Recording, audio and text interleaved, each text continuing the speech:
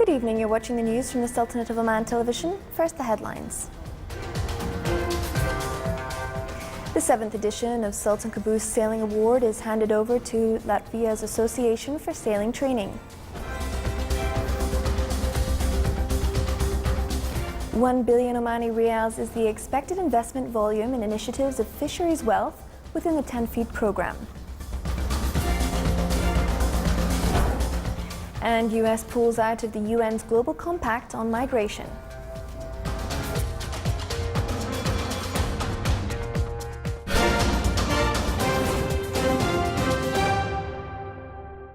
Those are the headlines, and now for the news in detail. The celebration of Sultan Qaboos Award for sailing in France. The Royal Navy of Oman celebrated the 7th edition of His Majesty's Sultan Qaboos Award for sailing at the International Sail Training and Tall Ships Conference 2017 in the French city of Bordeaux, where the Latvian Sailing Training Association was honoured to win the award for this year. The ceremony was held under the auspice of His Excellency Sheikh Dr. Ghazi bin Saeed Al Badr Al Rawas, the Sultanate's ambassador to France. Here is a report by Captain Saeed bin Yahya bin Suleiman Al Amri.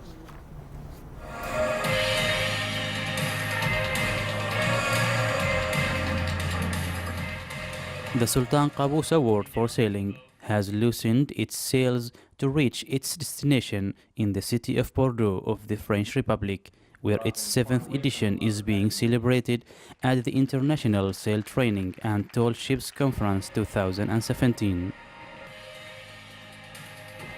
It is an honor for me this evening to present His Majesty Sultan Qaboos Award, and this is considered to be the 7th season, which is also considered that this is the largest or the biggest award in this gathering. The Ministry of Defense, represented by the Royal Navy of Oman, presents the Sultan Qaboos Award, which is the highest international award for sailing and supporting sail training community around the world.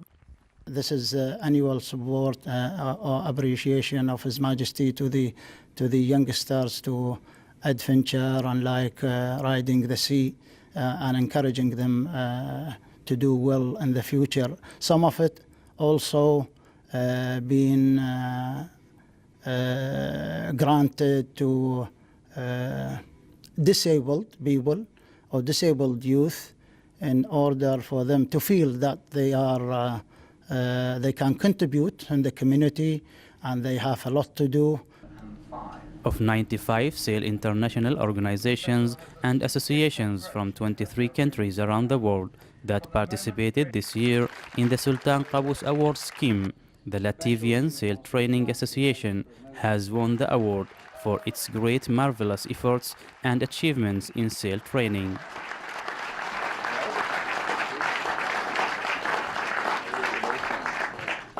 It's high honor that people appreciate what we do, and we were putting our efforts together to make it all happen. It was the biggest project for us this year. So yeah, we're highly appreciate that people like what we do. The Sail Training International holds the International Sail Training and Tall Ships Conference every year in different countries. The conference includes highly informative and thought-provoking sessions and is the perfect opportunity for the sail training community around the world to gather and discuss the latest developments in the field of sailing and to exchange theoretical and practical experiences in this field. A very important strategic relationship with the Sultanate of Oman through the Oman Bursary, which has become an annual gift from Oman to Sail Training International. And we make our best efforts to ensure that those funds are used to get underprivileged young people. It was my very first time sailing on a tall ship, so I learned everything that I know about tall ships now. I learned on that ship, climbing, rigging. I did some firefighting on the ship as well, and first aid. I'll watch duties and all of those things. The Sultan Qaboos Award for Sailing is an ambassador for Oman, and it carries many images of peace, framed by the royal approach of His Majesty the Sultan, Supreme Commander of the Armed Forces, for a peaceful Oman that enjoys stability and prosperity and promotes lofty values for a peaceful coexistence with all countries of the world. Captain Saeed bin Yahya Al-Amri, Bordeaux, the French Republic. The Implementation Support and Monitoring Unit is about to finish putting up the main performance index of fisheries sector projects. On the other hand, the Fisheries Wealth Laboratories came up with 91 initiatives within Tanfeed program worth 1 billion Omani Riyals of investment targeting to develop this sector and increase its contribution in the gross domestic product. The private sector agreed to fund around 39% of the initiative costs, which include activities of manufacturing and export through the establishment of a factory for canned fish in Duqm, as well as centres for fishery products in 15 areas. Meanwhile, regarding piscicultures, the project included development of companies as well as increase of the lands for future pisciculture projects, in addition to qualifying cadres in this field. Among the initiatives is also a plan to establish an association for fishermen and building workshops that will contribute in the growth of the ports.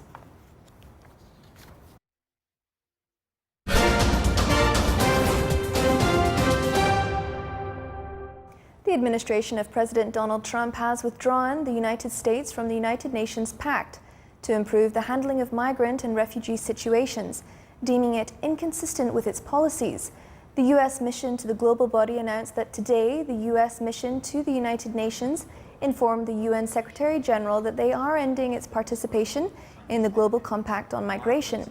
In September 2016, the 193 members of the UN General Assembly unanimously adopted a non-binding political declaration, the New York Declaration for Refugees and Migrants, pledging to uphold the rights of refugees, help them resettle, and ensure they have access to education and jobs. U.S. Ambassador Nikki Haley said the country would continue its generosity in supporting migrants and refugees around the world, but their decisions on immigration policies must always be made by Americans and Americans alone. Iranian President Hassan Rouhani inaugurated today a newly built extension to the country's main Arabian Sea outlet, the strategic Chabar port on the Gulf of Oman, which more than triples its capacity and poses a challenge for a port under construction in neighboring Pakistan.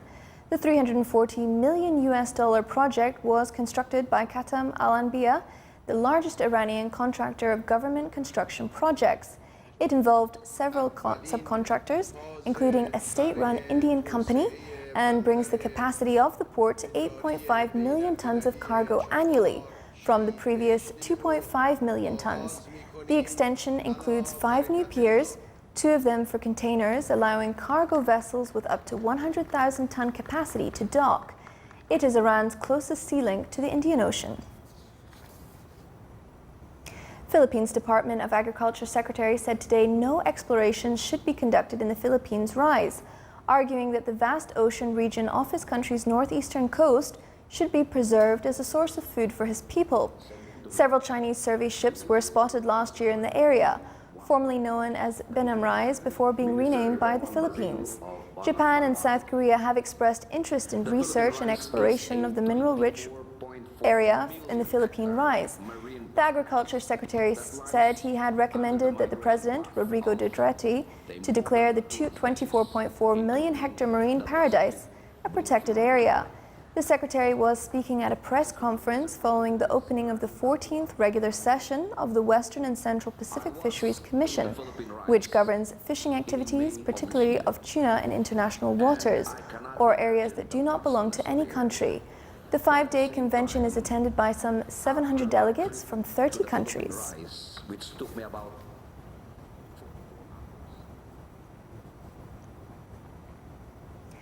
Bali's glowering Mount Agang has seemingly quieted since hurling huge columns of ash from its crater a week ago. Ash plumes dissipated in the past few days, but explosions from the smoking crater and tremors still rattle the surrounding regions. Scientists say the danger remains, though making an exact prediction is difficult, if not impossible. Taking no risks, authorities have maintained alert at the highest level. More than 55,000 people are living in makeshift shelters since officials expanded the no-go area around the volcano today. Among them are some who survived the volcano's catastrophic 1963 eruption that left about 1,100 people dead.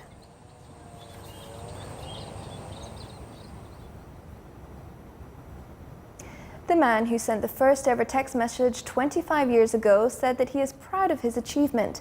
British engineer Neil Papsworth sent the first SMS from a computer to a mobile phone belonging to the then director of Vodafone, Richard Jarvis. The message read simply, "Merry Christmas." Papsworth said that Jarvis was unable to reply, as at that time it was not possible to send text messages from mobile phones, only to receive them. In 2007, the UK was sending 66 billion text messages per year, and by 2012 that had increased to 151 billion. The UK currently sends 96 billion text messages every day. Some experts believe, however, that although text messages are extremely quick and popular form of communication, they are no match for speaking with someone in person.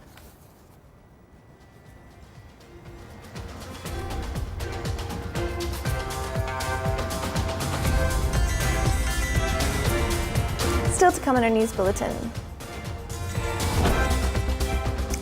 After decades, Al Masila Market in the Wilaya of Al Muhtaybi resumes its commercial activities.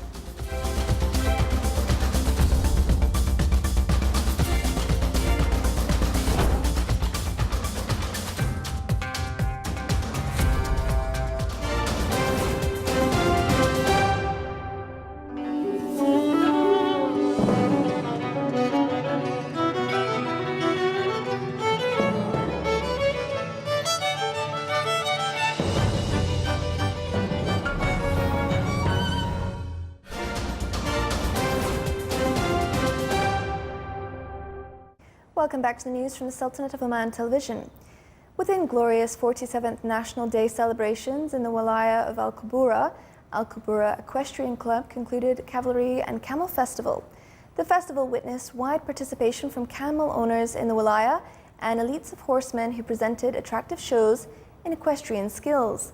The festival included a number of heritage events which reflected the citizens of the Wilaya's concern about this sport. The conclusion of the ceremony included honoring of those interested in camels, appreciating their efforts in this field.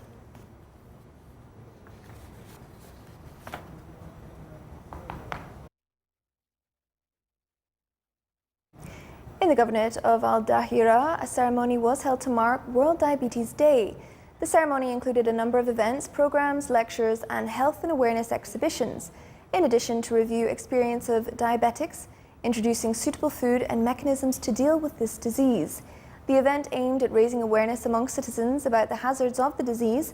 It also discussed ways of prevention against diabetes, including healthy nutrition, regular exercise, and quitting bad habits such as smoking and consumption of junk food.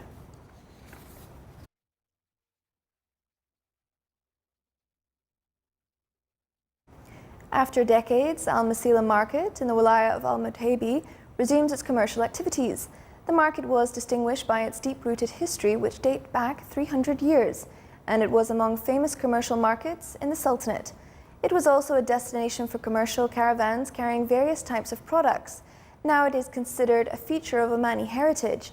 The market, which was designed with the old Omani architecture, includes 50 shops, centered by an area for livestock selling, and another place for vegetables and fruit. Those who pass by the market remember its history and commercial activities in that prosperous era, where many traders, customers, and visitors used to flock to the market.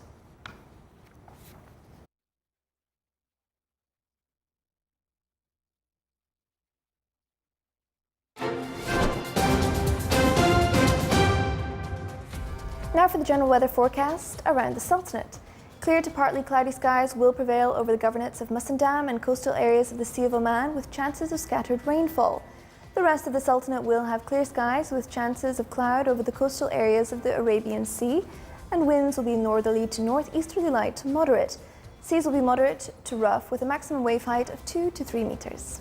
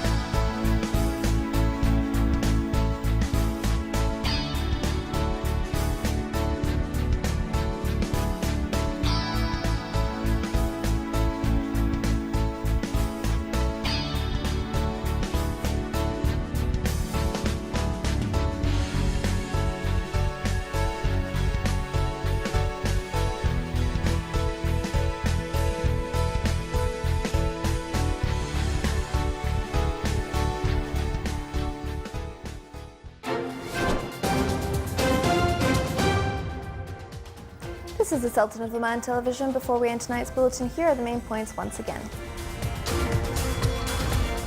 The 7th edition of Sultan Qaboos Sailing Award is handed over to Latvia's Association for Sailing Training.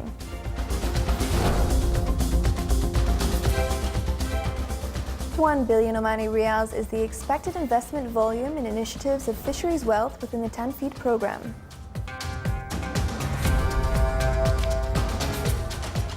And US pulls out of the UN's Global Compact on migration.